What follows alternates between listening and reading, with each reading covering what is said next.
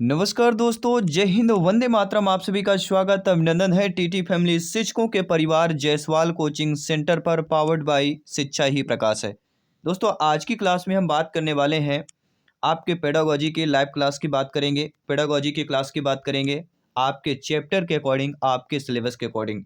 लगभग आल सब्जेक्ट के आप लोग सभी लोग कमेंट बताइए, अपना अपना सब्जेक्ट कमेंट के बताइए कि आप वर्ग 1 की प्रिपरेशन किस सब्जेक्ट से कर रहे हैं, वर्ग 2 की प्रिपरेशन आप किस सब्जेक्ट से कर रहे हैं। आपको कमेंट करना है, क्योंकि आप जो कमेंट करेंगे उसके अकॉर्डिंग हमारे पार्ट वाइज आपके जो सिलेबस में है क्लासेस जाने वाली हैं, प्रैक्टिस सेट आने वाले हैं।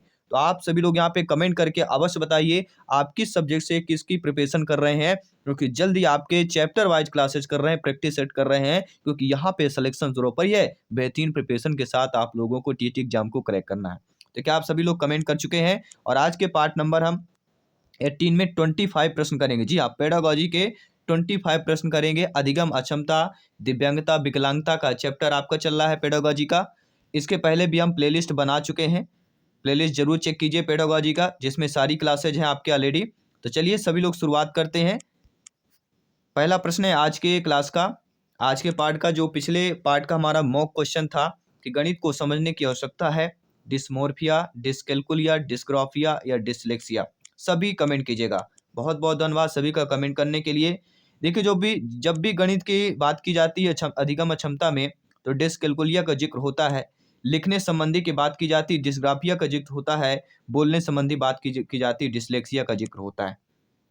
और इसके बाद आपका बेहतरीन प्रश्न, दूसरा प्रश्न है कि अधिगम तथा असमर्थी बालकों की समस्याएं होती हैं।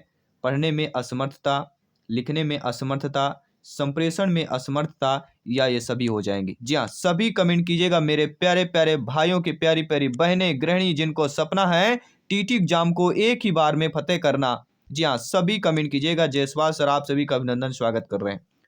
दोस्तों, अधिगम तथा असमर्थी बालकों की समस्याएं होती हैं। कौन सी समस्या होती है?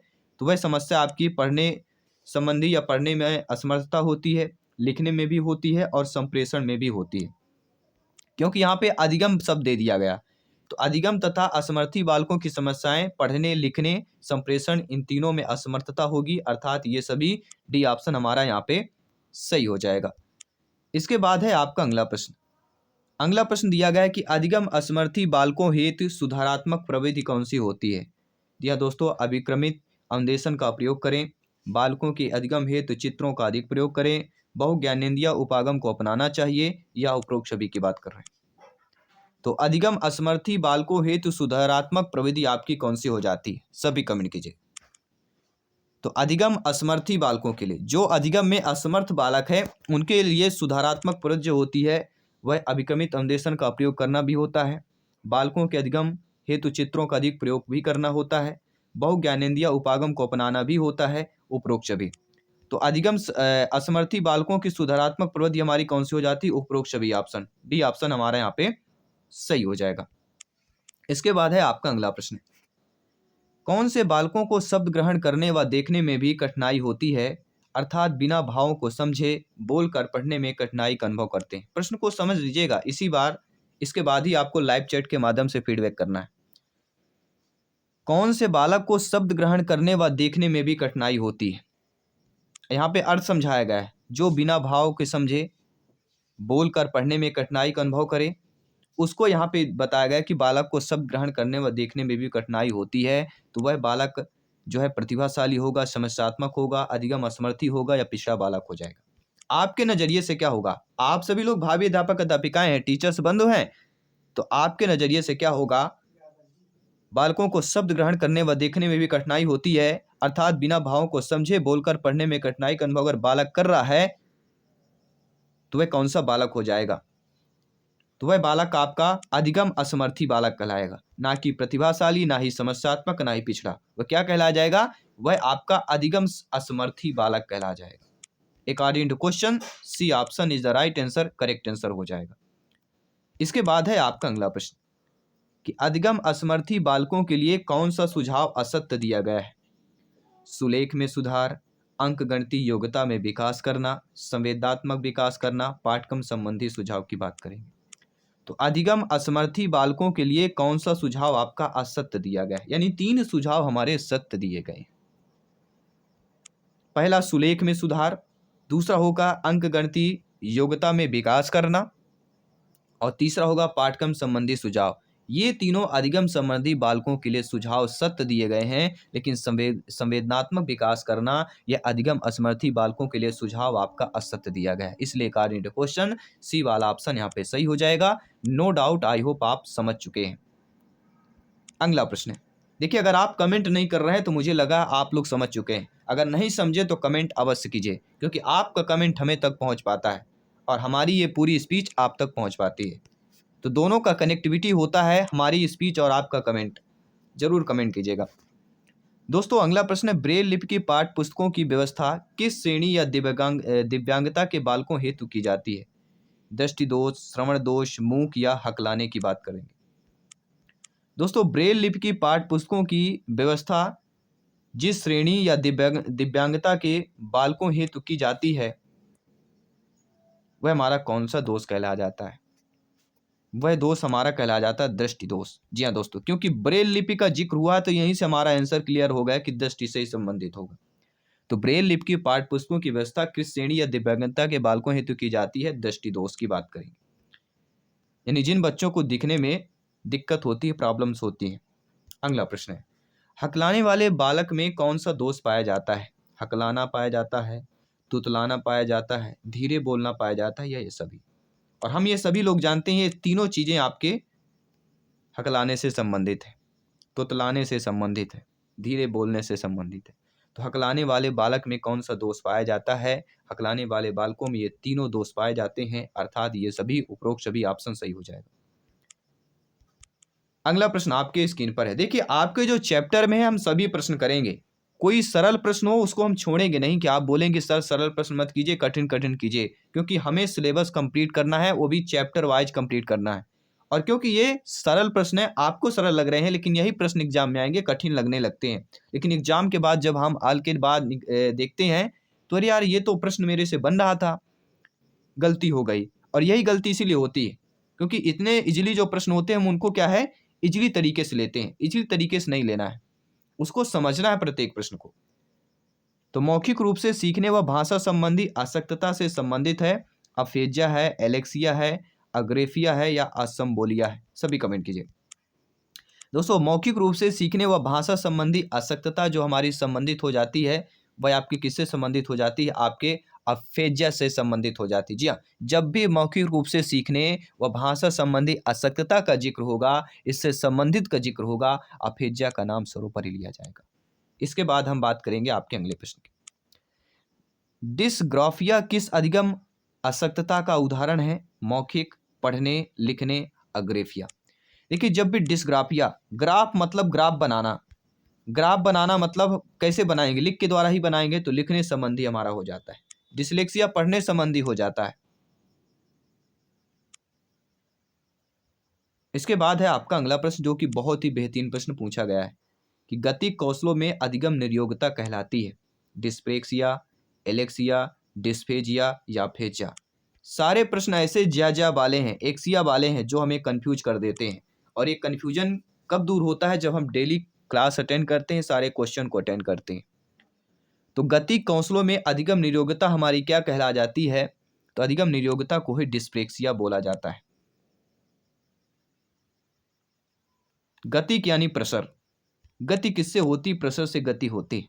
अगला प्रश्न, दिव्यांग विविधता आयाम से संबंधित हमारा कथन कौन सा है? कि यह मानता है कि कोई भी दूसरे के समान नहीं है, प्रत्येक व्यक्ति में कुछ विशिष्ट योजना होती है, दिव्यांगता सामाजिक विविधता का एक आयाम है, या उपयुक्त सभी की बात करें।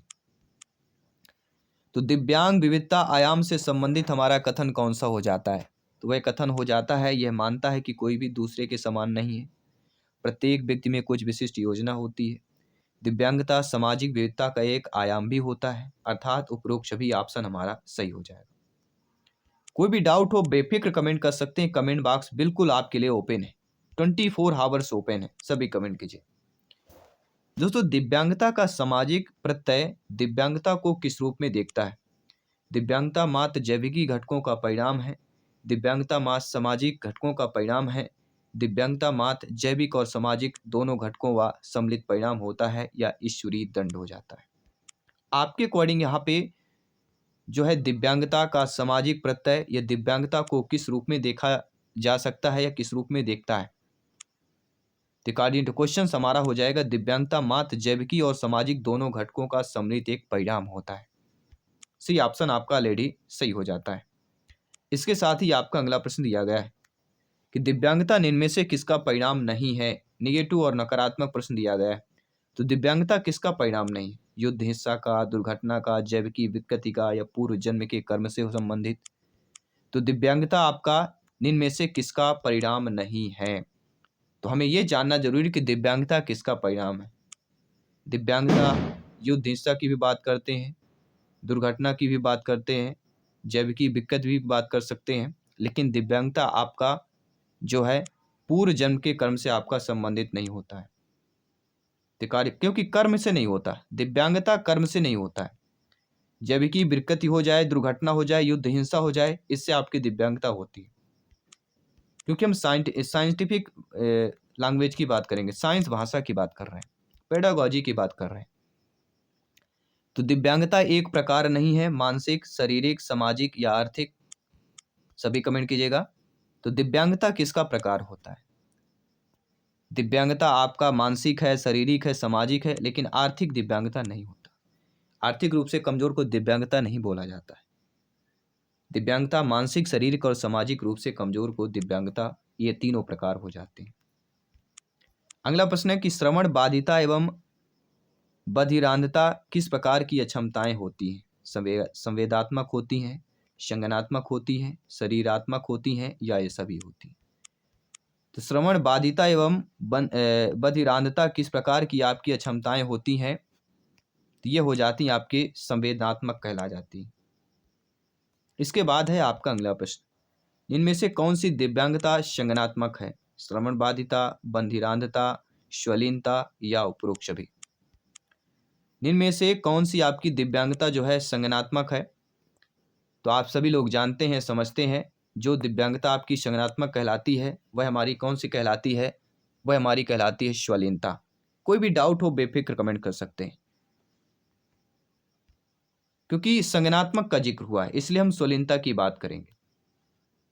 इसके बाद है आपका अगला प्रश्न, सेरेब्रल पल्सी एवं लोकोमोटोर किस प्रकार की दिव्यांगता है? मानसिक, शारीरिक, सामाजिक, सभी। ये आपने प्राइमरी लेवल में नहीं देखा होगा, जब आपने वर्ग 3 की तैयारी कर रहे होंगे तो ये आपके प्रश्न नहीं होंगे, क्योंकि आपके ये वर्ग 1 और वर्ग 2 लेवल के प्रश्न हैं। देखिए, सेरेब्रल पल्सी एवं लोकोमोटर किस प्रकार की दिव्यांगता कहला जाती है? ये हमारी दोस्तों शारीरिक दिव्यांगता कहला जाती है। कोई भी डाउट है कमेंट अवश्य कीजिए। अगला प्रश्न आपके स्क्रीन पर है, बौद्धिक दिव्यांगता क्या होती है? संवेदी होती है, संज्ञानात्मक होती है, शारीरिक होती है या सामाजिक होती है? देखिए, बौद्धिक जो दिव्यांगता होती, बौद्धिक मतलब बुद्धि से संबंधित हो गए, हम मान लेते हैं, लेकिन यहाँ पे बौद्धिक का अर्थ आपका अलग हो जाता है। तो बौद्धिक दिव्यांगता हमारी किससे संबंधित हो जाती है? संज्ञानात्मक से संबंधित हो जाती है। या बौद्धिक दिव्यांगता कौन सी है? संज्ञानात्मक दिव्यांगता। बौद्धिक का संबंध किससे हो जाता है? संज्ञानात्मक से हो जाता है। तो अकॉर्डिंग टू क्वेश्चन हमारा बी ऑप्शन सही हो जाएगा। इसके बाद हम बात करेंगे आपके अगले प्रश्न की। दोस्तों, किसके अनुसार अधिगम विकृति का कारण शिक्षण में कमी है, जिसके तहत बच्चों को संज्ञानात्मक कार्यों में घटिया निर्देश दिए जाते हैं? स्पेंसर ने, इंगेलमान ने, कोविट ने या कोई नहीं? तो किसका कथन है, किसका स्टेटमेंट है कि अधिगम विकृति का कारण शिक्षण में कमी है, जिसके तहत बच्चों को संज्ञानात्मक कार्यों में घटिया निर्देश दिए जाते हैं? और यह किसका कथन स्टेटमेंट है? तो यह आपके इंगेलमान का कथन और स्टेटमेंट हो जाता है। इसके बाद है आपका अगला प्रश्न। आज हम 25 प्रश्न करेंगे।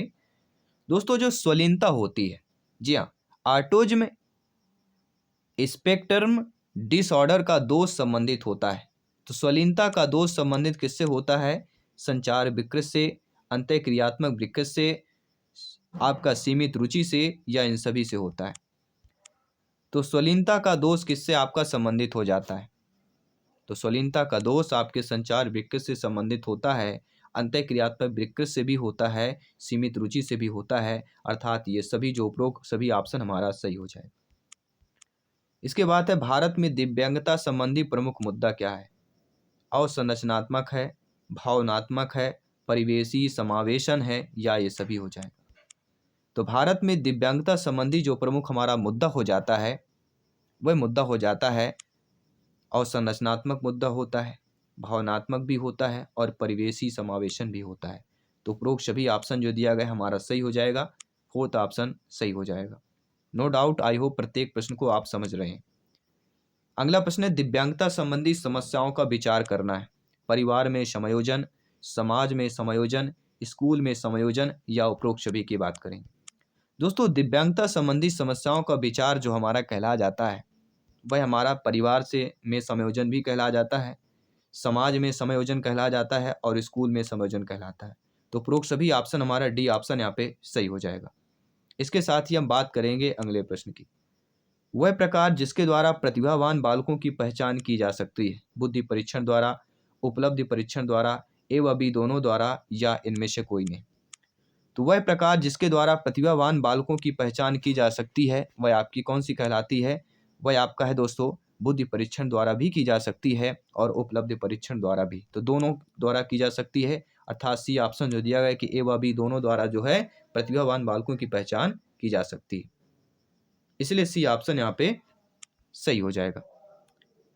इसके बाद अगला प्रश्न है, समस्यात्मक बालक कौन नहीं है?